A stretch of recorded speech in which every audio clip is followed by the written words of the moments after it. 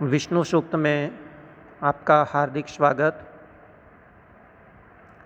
द्वितीय प्रश्न पत्र के अंतर्गत वैदिक साहित्य जो निर्धारित है उसका एक सूक्त अग्नि सूक्त संपन्न हो चुका है।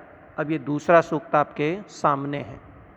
अग्नि सूक्त की संख्या प्रथम मंडल के अंतर्गत प्रथम सूक्त थी। यहाँ प्रथम मंडल का 154वां सूक्त विष्णु सूक्त के नाम से जाना जाता है। इसके देवता विष्णु स्पष्ट हैं और ऋषि हैं उचत्य पुत्र दीर्घतमा। दीर्घतमा नामक महर्षि ही इसके ऋषि हैं और इसमें त्रिष्टुप छंद का प्रयोग किया गया है। प्रथम मंत्र विष्णोरनूकं वीर्याणि प्रवोचं यः पार्थिवानि विममे रजांसि यो अस्कभायदुत्तरं सदस्थं विचक्रमाणस्त्रेधोरुगायः। यहाँ विष्णः हैं जबकि विष्णोः शब्द है, मूलतः विष्णोः। प्रिंटिंग की त्रुटि है ये। विष्णोः विष्णु के। दीर्घतमा ऋषि कहते हैं कि मैं विष्णोः विष्णु के जो सर्वव्यापी हैं उस विष्णु के वीर्याणि वीरतापूर्ण कार्यों को वीरतापूर्ण कार्यों को नूकम, ये अव्यय हैं। नूकम का अर्थ है अतिशीघ्र प्रवोचम कहता हूँ। तो मैं दीर्घतमा विष्णोः विष्णु के वीर्याणि वीरतापूर्ण कार्यों को नूकम प्रवोचम अतिशीघ्र कहता हूँ, अतिशीघ्र बतलाता हूँ। यह जिस विष्णु ने पार्थिवानी पृथ्वी संबंधी रजांसी रजकणों का अथवा पृथ्वी संबंधी लोकों का विम में निर्माण किया है। तो यहाँ व्यपनशील परम परमेश्वर को ही, विष्णु को ही पृथ्वी आदि लोकों का जनक कहा गया है। यह जिसने उरुगायः, उरुगाय उरु भी गीयते इति उरुगाय, बहुतों के द्वारा गान किए गए। बहुत से जीव विष्णु का गान करते हैं, उनकी स्तुति करते हैं। तो उरुगाय का अर्थ होगा बहुतों के द्वारा स्तुति किए गए। यह जिस विष्णु ने त्रेधा विचक्रमाण, त्रेधा तीन प्रकार से, विचक्रमाण पराक्रम करते हुए अथवा तीन डगों में, उत्तरम सदस्थम, उत्तरम उत्कृष्ट बहुत उत्तम, सदस्थम साथ रहने के स्थान को, सह निवास स्थान को, यानी तीनों लोकों को अस्कभायत थाम लिया है, स्तंभित कर दिया है, थाम लिया है। संभवतया सृष्टि के आरंभ की स्थिति है जब सभी लोक अस्त व्यस्त थे, अव्यवस्थित थे, प्रकृति अपने चरम रूप में थी। तो उस स्थिति को विष्णु ने अस्कभायत थाम लिया था, संभाल लिया था।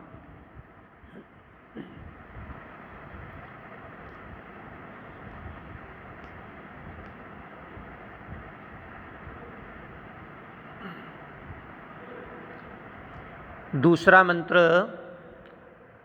प्रतद विष्णुः स्तवते वीर्येण मृगो न भीमः कुचरो गिरिष्ठा यस्योरुषु त्रिषु विक्रमणेष्वधिक्षीयन्ति भुवनानि विश्वा। तद विष्णुः वह विष्णु वीर्येण अपने वीरतापूर्ण कर्म से विष्णु ने वामन रूप में तीनों लोकों को नाप लिया था। यही विष्णु का वीरतापूर्ण कार्य हो सकता है। तो तद विष्णु वह विष्णु वीर्येण अपने वीरतापूर्ण कार्य से ये उपसर्ग स्तवते इस क्रिया के साथ लगेगा। प्रस्तवते यानी प्रशंसा किया जाता है, स्तुति किया जाता है। स्तवते ये वैदिक रूप है, लौकिक रूप स्तूयते बनता है।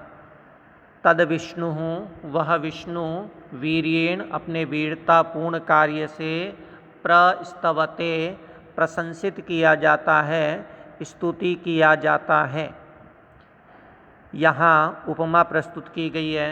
मृगो नः, न वेद में निषेधार्थक तथा उपमार्थक दोनों हैं, जबकि लौकिक संस्कृत में केवल निषेधार्थक है। यहाँ वेद में यह इस मंत्र में उपमार्थक प्रयुक्त हुआ है, सादृश्य बताने वाला है। मृगो न का अर्थ होगा मृग इव। मृग मृगयिता अपने विरोधियों को खोजने वाले अर्थात सिंह के लिए प्रयुक्त हुआ है। तो मृगो न का अर्थ होगा सिंह न, सिंह इव। शेर के समान, सिंह के समान स्तुति किया जाता है। कैसे सिंह के समान? गिरिष्ठा, गिरि आदि पर्वत आदि उन्नत प्रदेशों में रहने वाले। कूचर, कुत्सित स्थानों में विचरण करने वाले। भीमा, भयंकर। मृगो न, सिंह के समान। तद विष्णु वह विष्णु वीर्येण प्रस्तवते अपने वीरतापूर्ण कार्य से स्तुति किया जाता है। यहाँ तीनों पद भीम, कुचर, गिरिष्ठा विष्णु के पक्ष में भी लगाए जा सकते हैं। गिरिष्ठा गिरवाणी को कहते हैं, वाणियों में निवास करने वाले। कूचर, क्वायम न चरति इति कूचर, अर्थात यह कहाँ विचरण नहीं करता है, यानी सर्वत्र विचरण करने वाले। तो गिरिष्ठा वाणियों में निवास करने वाले, कूचर सर्वत्र विचरण करने वाले, भीमः भयंकर। तद विष्णु वह विष्णु मृगो न, सिंह के समान। वीर्येण अपने वीरतापूर्ण कार्य से प्रस्तवते स्तुति किया जाता है। यस्य जिस विष्णु के उरुषु विस्तृत त्रिषु विक्रमणेषु तीन विक्रमों में, विक्रमण में पादन्यास जिसे डग कहते हैं, तीन डगों में, जिस विष्णु के विस्तृत तीन डगों में विश्वा भुवनानि अधिक्षीयन्ति, विश्वा समस्त संपूर्ण, भुवनानि भुवन लोक, अधिक्षीयन्ति आश्रय लेकर निवास करते हैं। यस्य जिस विष्णु के उरुषु विस्तृत त्रिषु विक्रमणेषु तीन डगों में विश्वा भुवनानि समस्त भुवन अधिक्षीयन्ति आश्रय लेकर के निवास करते हैं। विश्वा यह वैदिक रूप है, लौकिक रूप बनेगा विश्वानि, अर्थात विश्वम विश्वे विश्वानि फलवत रूप होंगे।